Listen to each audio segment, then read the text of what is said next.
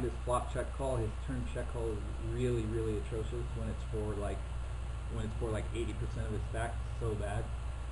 Because his only clean outs are a 7 basically. That's it. The 7 gives him the nuts. Even at 10, I could easily, what's the other card? A queen. Even if he hits a queen, I could easily have a bigger straight with the way that I was betting, with the type of hand that I have in that position. So yeah, that's just a really, really atrocious turn call. Don't do that, guys. When you have a pair and an open ender, and there's a good chance the other guy either has a set like I had, or like a better pair and a straight draw than you have, yeah, just check fold that turn all day long. And it's funny, this guy's a quote unquote pro. Most likely is either a tourney pro, or he's just like a huge fish, because a lot of the so-called pros are not any good. So, which is kind of weird. I don't know how they get to be pros when they're losing players, but you see it all the time.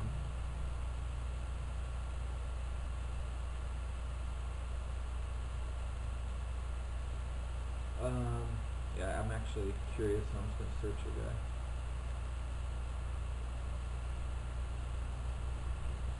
So a little curioso.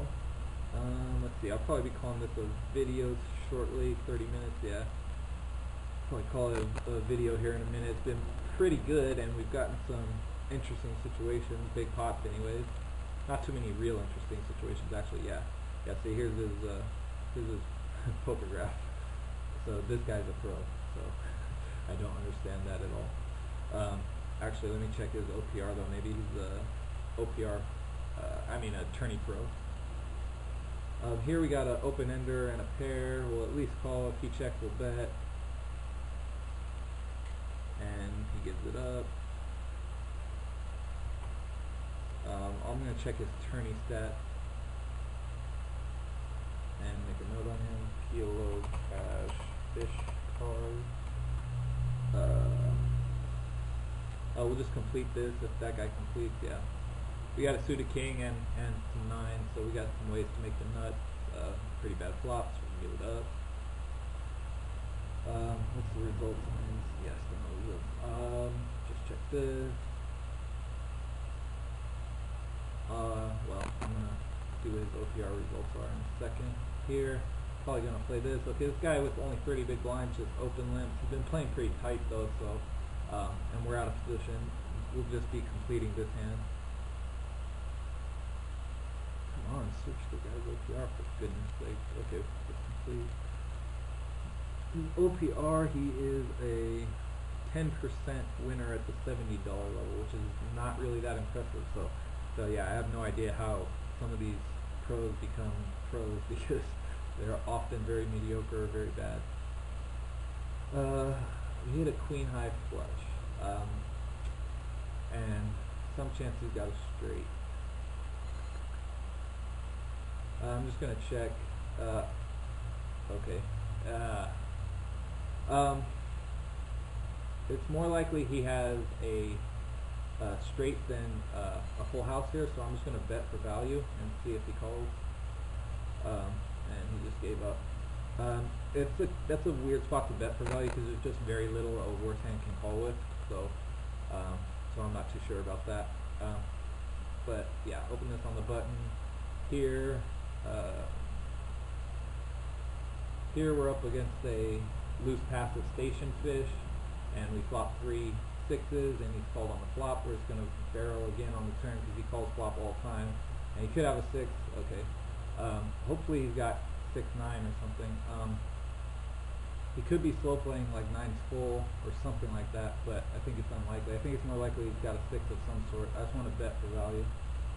And here apparently I checked back the flop when I wasn't paying attention, and now I can raise the turn. Oops. Okay, wow. That would be sick if he has 3 kings here, because I got all the blockers against 3 kings, and I got the queens. But I mean, if he does have it, I'm near dead, and it looks like he might. But I checked back the flop, and now, I mean, with having a king blocker, I don't see getting away from this. Could be 3 kings, which is sick if it is, and it's not. We're ahead. And he got that. So sick. Jesus Christ. So good.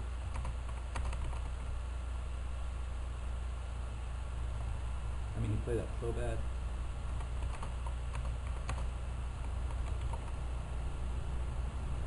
So he called King Jack 10X out of position, which is pretty bad to start with. I mean, it's a pretty terrible hand. And then called King Jack 10X out of position. Check King Queen X. Two spade. Bet. What was the turn? Maybe he had a bigger straight draw than I thought he had. I don't think so though. No, he didn't. He just had a bare, basically bare open end straight draw. Either an ace or a nine was only out. So sick. And like some of the hands that I'll do that with on the turn are like hands that have you know, like a big wrap, like with a nut flush draw or something like that, and he'll still be like a huge dog. So yeah, he played really bad. I gotta berate a little bit.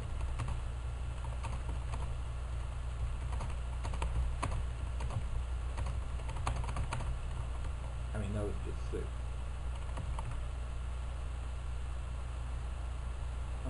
Yeah. We'll finish our note on him. Bet 8. What was it? 8 turn? No, what was the turn? I wasn't even really paying attention to that table. I don't know how I checked. I would normally just bet queens, but I think it turned out my check back, which is good to vary your play sometimes. Like I would normally almost never check back queens on the flop, but basically not, which he probably knows, or I mean he probably doesn't. He's probably just an idiot. But some players might know. So if you get distracted and check back, then that's a decent way to add a little bit of randomness into your play, you know.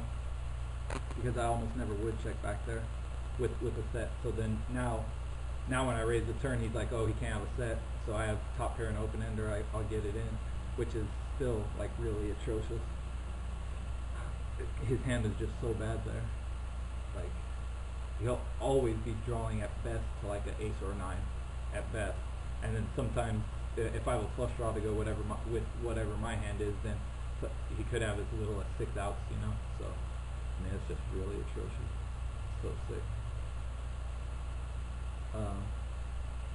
Yeah, so dirty. What's my note on? Okay, what was that turn card? Still trying to remember. Yeah, that was just sick. What was that turn card? Turn card was a 7. Okay. Bet 7 turn facing raise 4 bet all in. Essentially fair open straight draw. Atrocious. Yeah, really bad, guys. I can see possibly calling my turn raise. He does have top pair and open ender rather than just top pair, so it's not totally unreasonable. Here we're just betting pretty much as a bluff. Obviously an ace is never folding, and like a flush draw usually is not folding, but you don't want like something that just has like a middle pair to call you to.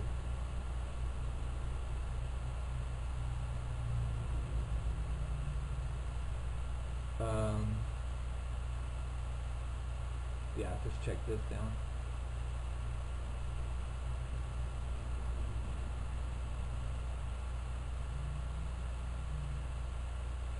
And fold here, obviously.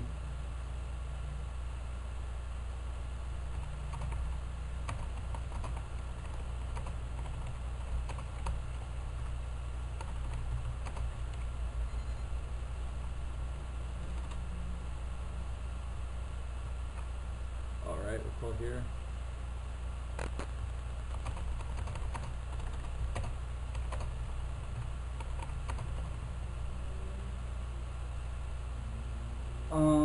Over on our other table, let's bring it over for a sec.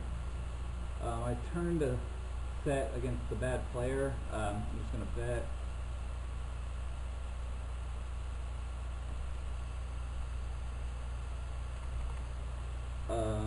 Here I'm going to bet. And we'll take it down with our set.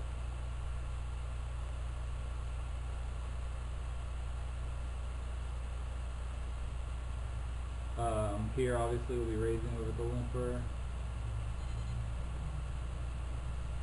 and then here we're just giving up. Here I'm going to 3-bet this guy.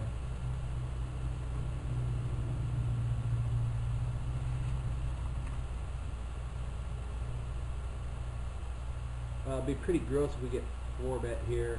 This guy doesn't raise too much, but he raises enough, 17%, that he's not just raising aces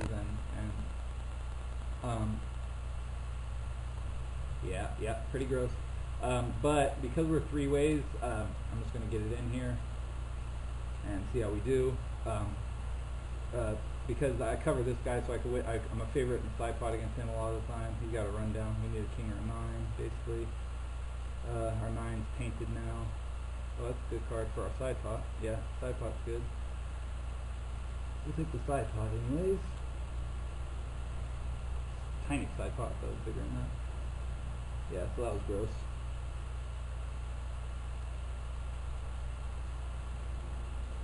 But I think if we run our equity, we have pretty good equity against those hands anyways. Yeah, so we'll just go ahead and call that a video now. Thanks for watching, and catch you next time. Peace.